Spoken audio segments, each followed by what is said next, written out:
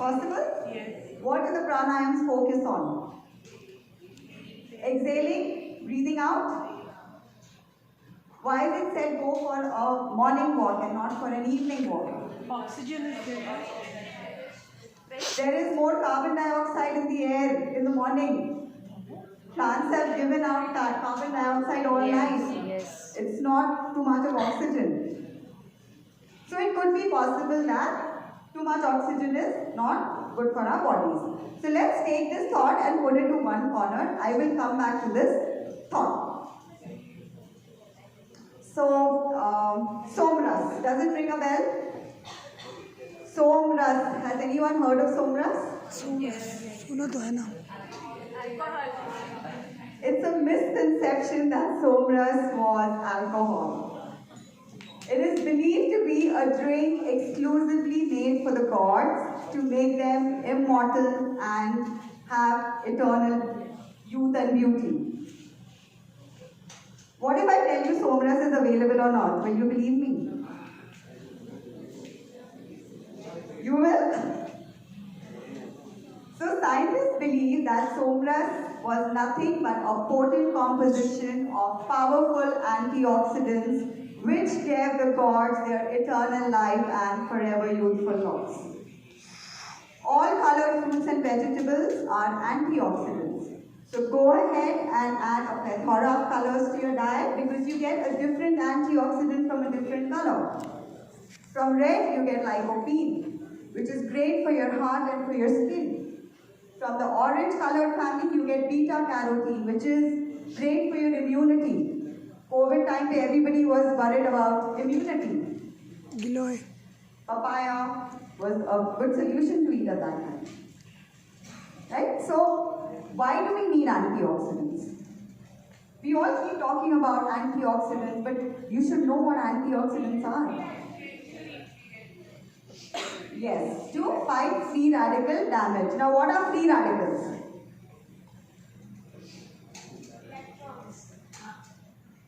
Free radicals are harmful molecules which come into our body from various factors like stress, pollution, smoking, and various other environmental factors.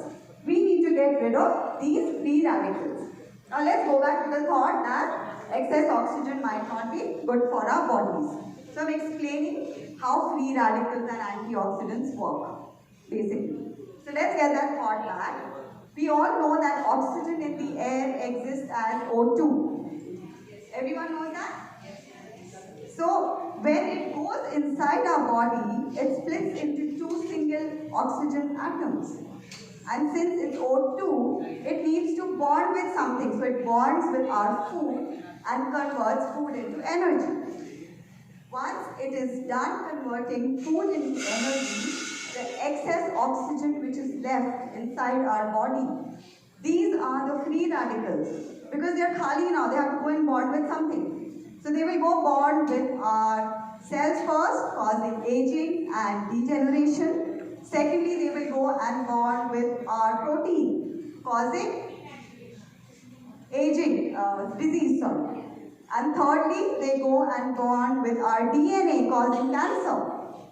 So these are the free radicals we need to get rid of. So what antioxidants do is that they bond with this excess oxygen and expel it out of our bodies. That is why they are known as antioxidants. If you notice, when you cut an apple and keep it outside, it turns brown. But if you add lemon juice to it, it doesn't. So that is the power of an antioxidant. Superfoods. What are superfoods?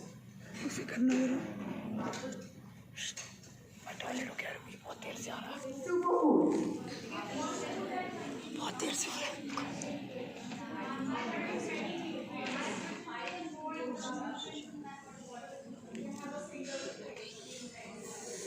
Okay, so superfoods are foods which have incredible health benefits and are very easily found in our kitchens. What did our dadis and nannies do? When we fell sick, they treated us with superfoods. Chot lagi hai, haldi hai. Cold cough, kada.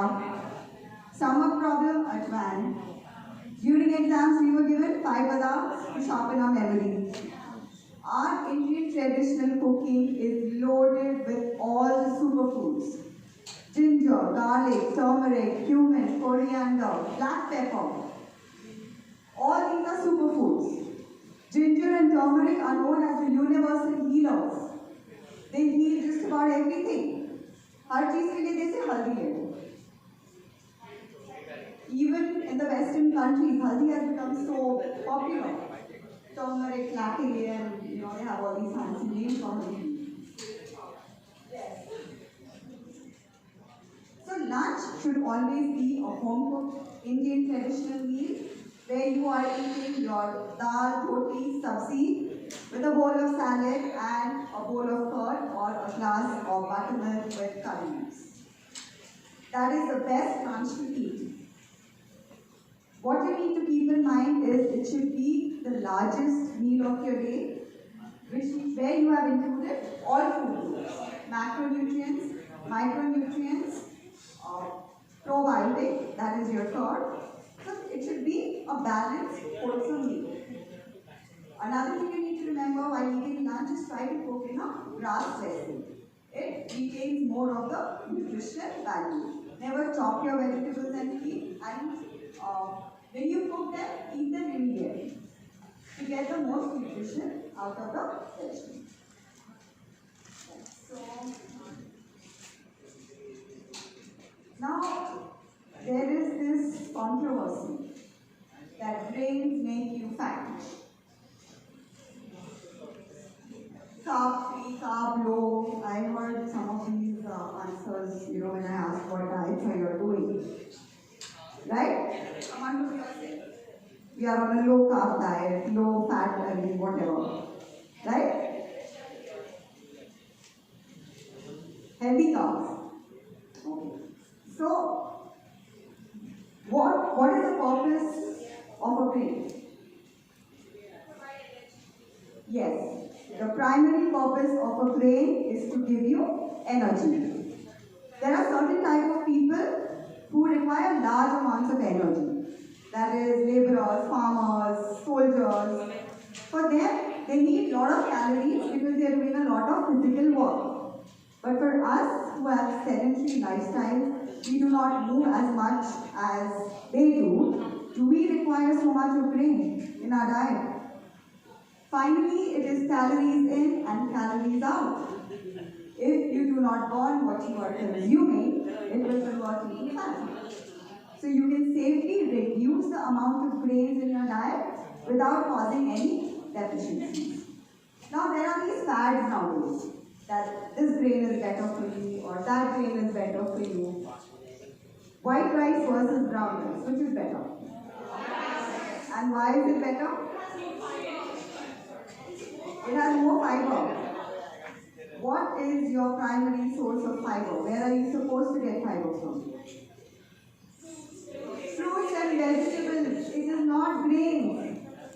If you eat 2 spoons of extra vegetable, you will get that much fiber. You do not need to stress out over grains so much.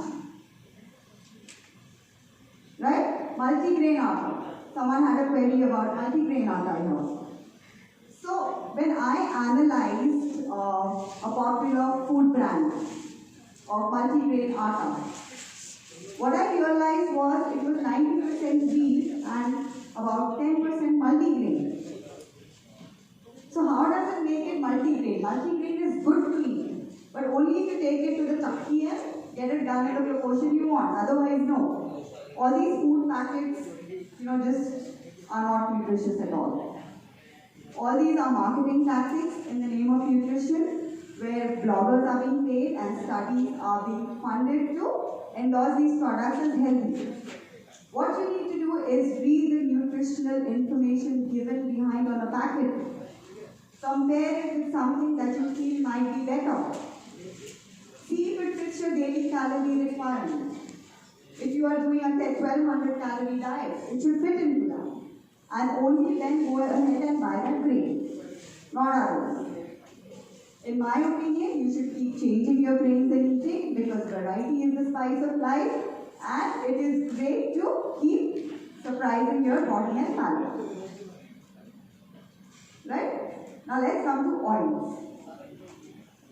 When we go to the supermarket, the shelves are flooded with a variety of oils. Saturated, unsaturated, rice bran, canola, ghee, vanaspati. Which one are you supposed to buy? It's so confusing, isn't it? Now oil is the main ingredient that we use in our food. We have to be careful while choosing it. Right or wrong? Right? So, when you are choosing an oil for frying or cooking, you need to see the smoke point of an oil. What is the smoke point of an oil? Any answers? After frying. Yes. No, I'm asking what is the smoke point? What is the term smoke point of an oil? What does it mean? Yeah, so it's literally the point at which fumes start coming out from the oil. If an oil is heated beyond its smoke point, it decomposes and loses its nutrient content, creates free radicals and toxic fumes. We don't want that to happen. Now we do 3 types of cooking. First is high heat cooking, which is your Indian cooking, your tadkas and frying. For that, always use an oil which has a smoke point above 400 degrees Fahrenheit.